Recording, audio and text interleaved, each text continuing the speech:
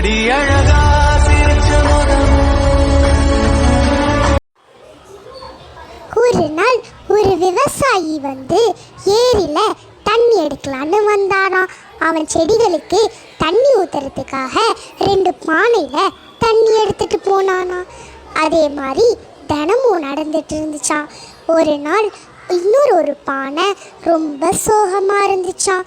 அதுக்கு அந்த இன்னொரு பானை ஏன் சோகமாக இருக்க அப்படின்னு கேட்டால் அந்த உடஞ்ச பானை சொல்லிச்சான், நீ ரொம்ப அழகாக இருக்க, ஆனால் நான் மட்டும் பாரு என் மூஞ்சில் ஒரே அடிபட்டு இருக்கேன் அப்படின்னு சொல்லிச்சான். உடனே அதை கேட்ட இது, ஆமாம், அது கொடுத்து வச்சவங்களுக்கு மட்டும்தான் எப்போவுமே அழகாக இருக்கும், நீ அது கொடுத்து வைக்கல, நான் கொடுத்து வச்சிருக்கேன் அப்படின்னு சொல்லிட்டு ஓட்டையான பானை சொல்லிச்சான். இதே மாதிரி தினமும் அந்த விவசாயி காலையில் எழுந்த உடனே தண்ணி பிடிச்சிட்டு வந்து வச்சாராம். ஆனால் உடஞ்ச பானை ரொம்ப சோகமாக இருந்துச்சான். ஆனால் இன்னொரு பானை ரொம்ப கேலியும் கிண்டலும் பண்ணிட்டு இருந்துச்சான். அதே மாதிரி இன்னொரு நாள் அவர் குடத்தை தூக்கிட்டு தண்ணி எடுத்துகிட்டு வரும்போது அந்த உடஞ்ச குடை அந்த விவசாயி பற்றி கேட்டுச்சான்.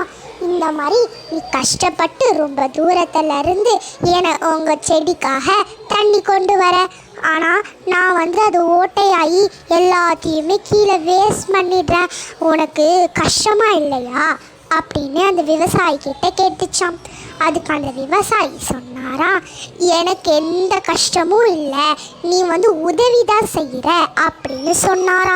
உடனே அதை கேட்ட அந்த பானை, என்னது நான் உதவி செய்கிறேனா அப்படின்னு சொல்லிச்சான். உடனே அவர் சொன்னாரா, ஆமாம், நான் தினமும் கொண்டு வர தண்ணி ஓட்டையால் கீழே சிந்தி இங்கே இவ்வளோ செடிகள் கொடிகள் வளர்ந்துருக்கு, அதெல்லாம் யாரால, உன்னால தானே, நீ நல்லா தண்ணி இங்கே சிந்துறனால தான் இங்கே செடி கொடி எல்லாமே வளர்ந்துருக்கு, அது ஒரு நல்ல விஷயம் தானே அப்படின்னு அந்த விவசாயி அந்த பானையை பார்த்து சொன்னாராம். அதுக்கு அந்த பானை சொல்லிச்சான், அதனாலும் உனக்கு கஷ்டமாக இருக்குல்ல, தினமும் என்னைய வேணா நீ மாற்றிட அப்படின்னு சொல்லிச்சான். வேணாம், நான் அந்த கணபதிக்கு மாலை செஞ்சு போடுறதுக்கு இந்த பூ தேவை, இந்த பூ வளர்கிறதுக்கு தண்ணி தேவை, அந்த தண்ணிக்கே நீ தான் தேவை, அதனால் நான் உன்னை கண்டிப்பாக வச்சுப்பேன் அப்படின்னு சொன்னாராம்.